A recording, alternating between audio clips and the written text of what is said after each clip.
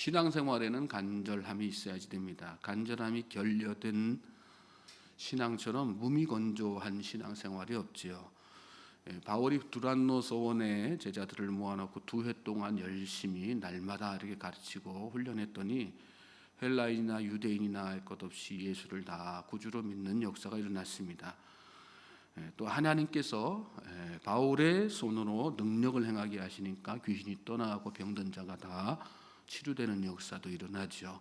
심지어는 사람들이 바울의 몸에서 손수건이나 앞치마 가져다가 병든 사람에게 얹으면 그 병이 떠나가고 악기가 나가는 역사도 일어났습니다.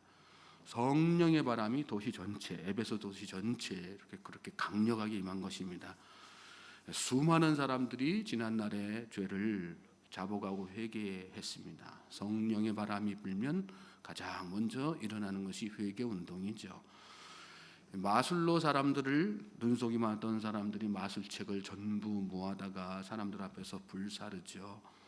또 전에 남속이며 그렇게 살았던 그런 사람들이 다 통회하고 자복하고 죄짓던 사람들이 통회하고 자복하고 성령의 역사가 막 일어난 것입니다. 19장 20절 말씀에 보면 이와 같이 주의 말씀이 힘이 있어 흥왕하여 세력을 얻으니라. 어제 본 말씀 끝절의 말씀이죠. 그렇게 성령의 바람이 특별히 말씀 운동으로 막 일어난 것입니다. 말씀으로 살아보자. 허탄한 생각, 허탄한 욕망 꿈꾸지 말고 남속이면 살지 말고 말씀 붙잡고 정직하게 말씀 안에서 살아보자 하는 사람들이 에베소에서 점점 많아지기 시작한 것입니다. 그렇게 에베소의 성령의 바람, 거룩한 바람이 막 일어난 것입니다. 그러나 한편에서 이 거룩한 바람을 못마땅하게 여기는 무리들도 있었죠. 아데미 신전을 찾는 우상 숭배자들에게 우상 팔아서 장사하던 사람들이었어요. 데메드리오를 중심으로 하는 그런 사람들이었는데 이 사람들은 우상 팔아가지고 수익 남기는 그런 사람들이었거든요. 그런데 여기 도시 에베소 전체에 도시에 성령의 바람이 일어나고 회개 운동이 일어나고 야, 우리 더 이상 헛된 우상 섬기면서 살지 말고 말씀 붙들고 살자. 그런 막 이렇게 붐이 일어나니까 장사가 안 되지 않습니까? 그러니까 그걸 가지고 빌미를 삼아가지고 이 선교단 일행을 막 핍박하려고 막 소동을 막 일으킨 거예요. 사람들을 막 때리고 붙잡아서 때리고 막 그러면서 콜로세움이죠. 그 광장에 다 이렇게 모여가지고 근데 그때 모인 인원이 한 2만여 명 된다고 하더라고요. 대규모 소동을 막 일으킨 것입니다. 한쪽에서는 거룩한 성령의 바람이 막 휩쓸고 다니고요. 또 한쪽에서는 거기에 반하는 악한 소동이 막 일어난 거예요. 오늘 우리가 사는 시대도 똑같죠. 한쪽에서 거룩한 바람이 일어나면 반대편에서는 악한 소동이 그만큼 강하게 일어납니다. 개인, 가정, 나라, 민족이 다 똑같습니다. 우리가 예수 믿고 하나님의 자녀가 되었지만 우리 자신만 보아도 다 그렇죠. 예수 믿고 하나님의 자녀가 되었다고 해서 우리가 온전히 주님의 말씀에 순종하는 사람이 됩니까? 그때부터 우리 안에 이전에 경험해 보지 못했던 강한 반발들이 막 일어나죠. 두 가지 마음의 법이 막 부딪히는 거잖아요. 선을 행해야지 되나 악을 행해야지 되나 하나님 만족하는 일을 해야지 되나 나를 만족하는 일을 해야 되나 세상 따라가야 되나 하나님의 말씀 붙잡고 살아야 되나 막 늘 마음 강하게 막 일어나는 거죠. 또 믿는 자들의 열심 못지않게 믿지 않는 자들의 열심도 강합니다. 선한 일에 앞장서는 사람이 있는가 하면 악한 일에 앞장서는 사람들도 있죠. 그 모든 일들이 왜 다 그렇게 일어날까요? 강하게. 아직까지는 이 세상을 누가 사로잡고 있기 때문에 악한 권세가 사로잡고 있기 때문에 공중권세 잡은 사단 마귀가 지배하는 시대이기 때문에 그런 것입니다. 그러니까 늘 우리는 우리 자신의 마음에서부터 시작해서 삶의 현장 구석구석에서 그 영적 전쟁을 치르는 사람들이에요. 이러한 때 우리에게 필요한 게 뭘까요? 중심 잘 잡는 거죠. 좌로나 우로나 치우침 없이 중심 있는 신앙 바로 세우는 거, 그게 참 중요한 것입니다. 감리교 창시자인 요한 웨슬리 목사님은 그리스도인들의 신앙의 중요한 축으로 성경, 전통, 이성, 경험을 말씀했습니다. 성경에서 벗어난 신앙생활을 해서는 안 된다. 초대교회 신앙 전통에서 어긋나서는 안 된다. 이걸 위해서 이성과 경험이 적절하게 조화 이루어야지 된다. 그런 신앙생활이 제대로 된 신앙생활들이 가르쳐 주신 거죠. 머리는 차갑게 가슴은 뜨겁게 냉철한 시각으로 성경을 읽고 그것을 삶에 적용할 때에는 뜨거운 가슴으로 해서 그 말씀이 정말로 내 안에 살아있는 능력의 말씀이 되게 하라는 것입니다. 특별히 이 시대는요, 차가운 머리에 비해서 뜨거운 가슴이 따라가지를 못하는 시대입니다. 특히나 한국교회가 그렇지 않습니까? 요즘처럼 말씀이 풍성한 시대가 어디 있습니까? 설교하는 목사 못지않게 해박한 성경 지식 가진 성도들 넘쳐납니다. 교회마다. 문제는 뭘까요? 가슴이 뒤따라주지 못한다는, 지식은 있는데 적용이 안 되는 것. 그 이유가 뭘까요? 마음속에 간절함이 없기 때문에 그렇습니다. 말씀대로 살고자 하는 간절함, 주님이 기뻐하시는 삶을 살고자 하는 간절함, 나를 위해서 십자가신 예수님의 은혜, 아들을 내어주시기까지 나를 구원하시고자 하는 그 하나님의 은혜에 보답하고자 하는 간절함, 나를 택하여 세우신 주님의 그 목적을 이루고자 하는 그 마음속에 간절함이 결여되어 있는 것입니다. 그러니까 머리로는 알지만 삶이 뒤따라가지를 못하는 거죠. 오늘 저와 여러분은 어떻습니까? 우리 신앙은 간절함이 있는 신앙입니까? 여러분의 신앙에는 뜨거움이 있습니까? 머리는 있지만 뜨거움 없이 마치 라오디게아 교인들처럼 이것도 좋고 저것도 좋고 좋은 게 좋은 거니까 그러면서 세상과 타협하면서 살고 있지는 않습니까? 저는 오늘 이 시간 성령님께서 저와 여러분 마음속에 간절함 주시고 뜨거움 주시길 바랍니다. 바른 중심 잡을 수 있는 믿음의 열정 주시길 바랍니다. 그래서 열심히 기도하실 수 있길 바랍니다. 특별히 오늘 본문 1절부터 3절 말씀 보시면 그런 상황 가운데에 일어난 일을 설명하고 있죠.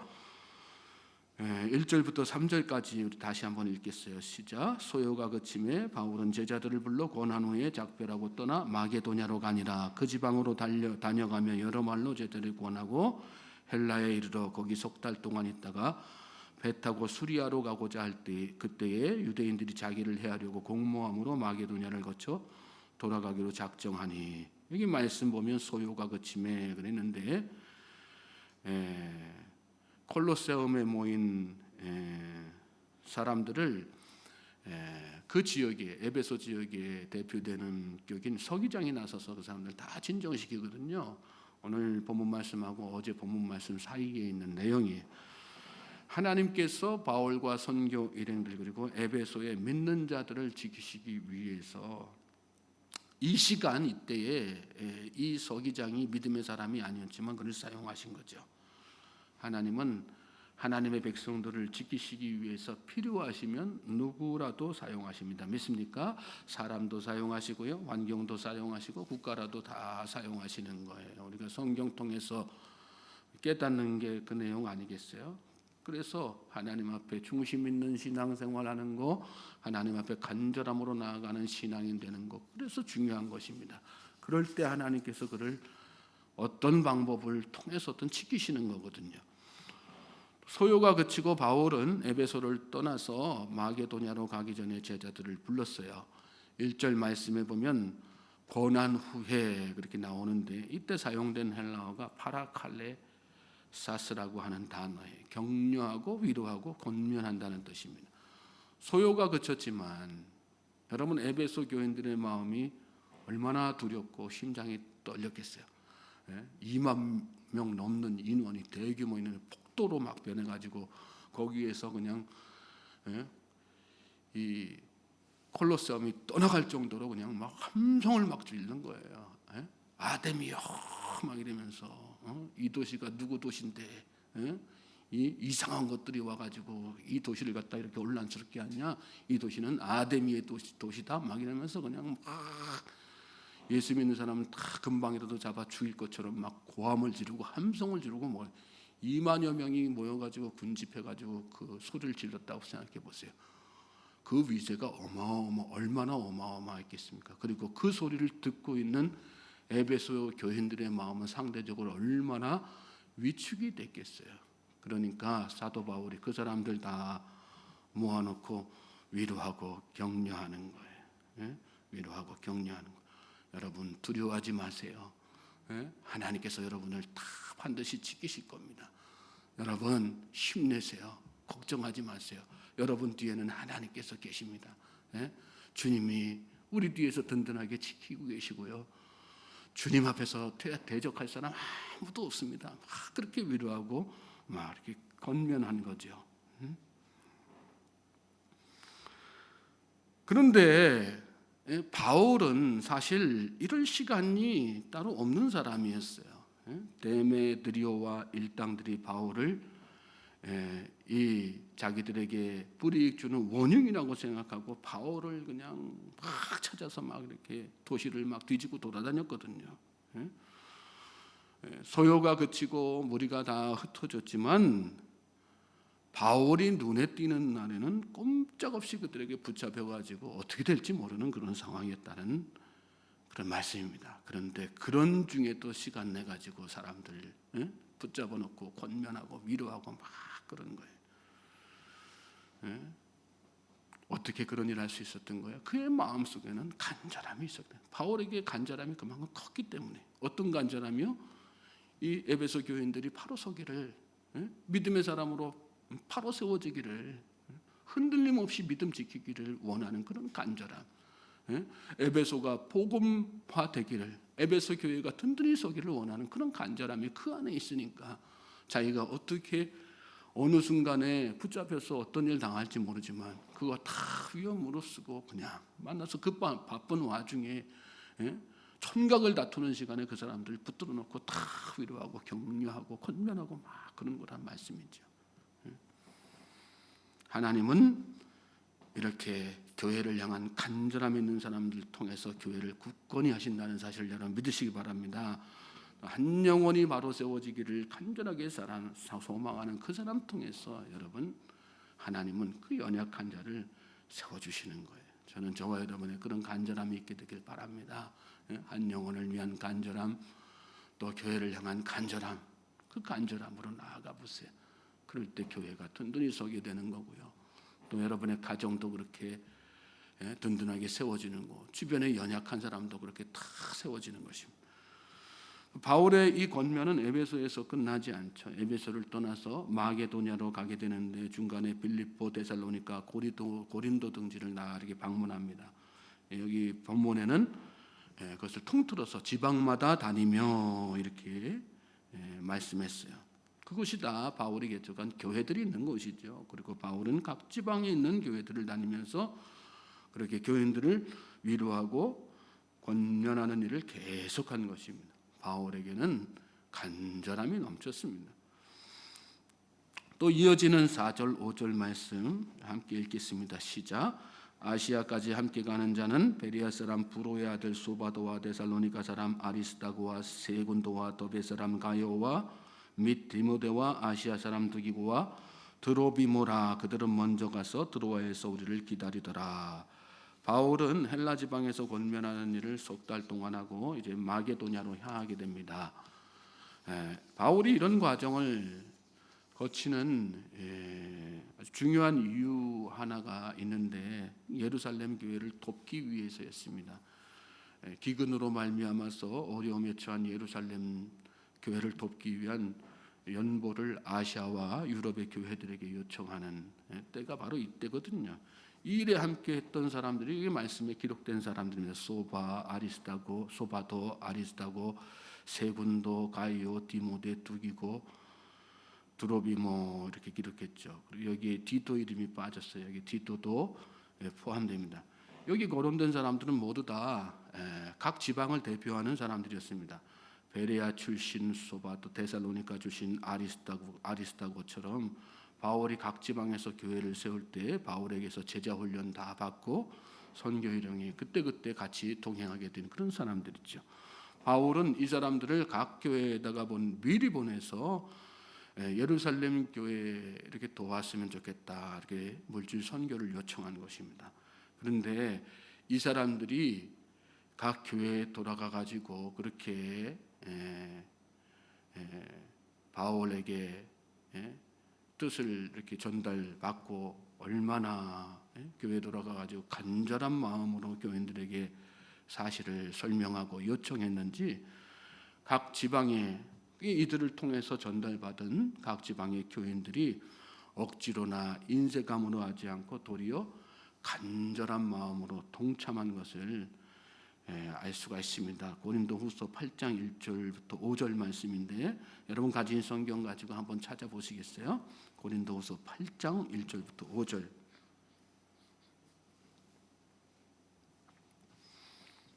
찾아서 함께 읽도록 하겠습니다. 시작. 형제들아, 하나님께서 마게도냐 교회들에게 주신 은혜를 우리가 너에게 알리노니, 환난의 많은 시련 가운데서 그들의 넘치는 기쁨과 극심한 가난이 그들의 풍성한 연보를 넘치도록 하게 하였느니라. 내가 증언하노니 그들이 힘대로 할 뿐 아니라 힘에 지나도록 자원하여 이 은혜와 성도 섬기는 일에 참여함에도 우리에게 간절히 구하니, 여기 말씀 보면 어떻게 해요? 간절히 구하니 그랬어요. 자원하는 거를 지나서 간절한 마음으로 우리도 좀 동참하게 해주십시오 그랬단 얘기예요. 이 바울의 동역자들이 각 지방으로 흩어져 가지고 자기가 속해 있던 교회 가 가지고 이 상황을 얼마나 간절한 마음으로, 간절함이 통한 거 아니겠어요? 간절함이 있을 때 감동을 주는 거고, 간절함 통해 가지고 간절함이 또 전해지고 생기는 거 아니겠습니까? 여기 이 사람들의 마음속에, 바울의 동역자들도 마찬가지로 어떤 마음이에요? 간절한 마음, 바울 못지않은 간절한 마음, 그 마음으로 선교 일행에 동참한 거고요. 그리고 선교 사역에 동참한 거고요. 또 그 마음 가지고 자기가 속한 교회에 가서 상황을 다 그렇게 설명한 거란 말씀이죠. 그렇습니다. 간절함이 있을 때 역사가 일어나는 것입니다. 믿습니까? 간절함이 없어서 문제죠. 마음이 없어서 문제죠. 뭐든지 다 그런 거 아니겠어요? 그 어떤 섬김이든 어떤 헌신이든 어떤 희생이든 마음의 문제예요. 돈이 없어서 못합니까? 아니에요. 마음 없어서 못하는 거예요. 건강이 없어서 못합니까? 아니에요. 마음이 없어서 못하는 거예요.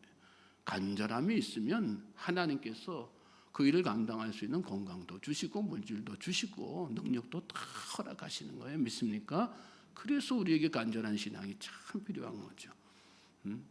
특별히 여기 말씀 가운데 아리스도고라고 하는 사람이 나오죠. 이 사람은 헬라파 유대인이에요. 바울의 동역자인데, 여기 에베소에서 소동이 일어났을 때 바울하고 같이 붙잡혀가지고 같이 매맞은 사람이. 그리고 나중에 바울과 함께 아시아 선교에도 계속해서 동행하고요. 또 마지막 순간에 로마의 감옥에 있을 동안에 그 감옥에도 같이 로마 감옥으로 이송될 때도 끝까지 동행했던 사람이 바로 이 아리스다고라고 하는 사람입니다. 어떻게 이 일을 감당할 수 있어요? 헬라파 유대인인데 어떻게 이 일을 감당할 수 있었어요? 그의 마음속에 주님 나라의 확장을 위한 간절함이 있었기 때문에, 바울의 파트너로서 동역에 대한 간절함이 있었기 때문에, 나를 향하신 주님의 십자가를 내가 지겠다고 하는 간절함이 있었기 때문에, 그래서 이 모든 일들 다 가능하게 했던 것이죠. 저와 여러분에게 그런 간절함이 있게 되길 바랍니다. 간절함이 있으면 고난도 고난으로 여겨지지 않고요, 역경도 역경으로 여겨지지 않아요. 저는 이 말씀 묵상하면서 특별히 예수님의 12 제자들이 생각났어요. 예수님과 3년 동고동락했습니다. 그런데 예수님 십자가에 지시기 위해서 붙잡히고 나니까 그 제자들 다 어떻게 됩니까? 다 뿔뿔이 흩어져 도망가지 않습니까? 여기 아리스다고는 끝까지 동행했는데 예수님의 제자들임에도 불구하고 다 뿔뿔이 흩어져요. 왜요? 그들에게는 예수님이 이 땅에 오셔서 하시고자 하셨던 하나님 나라 전파에 대한, 하나님 나라 확장에 대한 간절함이 전혀 없었기 때문에 그렇습니다. 그들은 그냥 예수님 만나서 뭔가 우리 인생에 역전 한번 맞아보자. 예? 우리도 좀 세상에서 다른 사람들 좀 똥똥거리면서 누리면서 한번 살아보자. 그 마음만 있었기 때문에 다 흩어지고 예수님이 십자가 지시고 나니까 십자가 붙잡히시고 나니까 다 흩어지고 도망가게 뿔뿔이 도망가게 된 것입니다. 비겁한 모습으로 사는 거죠. 우리도 마찬가지입니다, 여러분. 우리 안에 어떤 간절함이 있느냐에 따라서 우리의 신앙생활의 모습이 다 달라지고 양태가 다 달라지는 것입니다. 오늘 저와 여러분의 마음속에 어떤 간절함이 있습니까? 하나님 나라에 대한 하나님 나라의 확장에 대한 간절함이 있게 되길 바랍니다. 복음 전파에 대한 간절함이 있게 되길 바랍니다. 예수님이 지신 십자가 나도 지겠다고 하는 간절함이 있기 바랍니다. 그때 하나님께서 역사하시고 하나님께서 저와 여러분을 놀라운 은혜의 도구, 축복의 도구, 복음 확장의 도구로 사용해 주시는 것입니다. 이 하루가 저와 여러분에게 그런 복된 날 되시기를 다시 한번 주님의 이름으로 소망하고 축복합니다.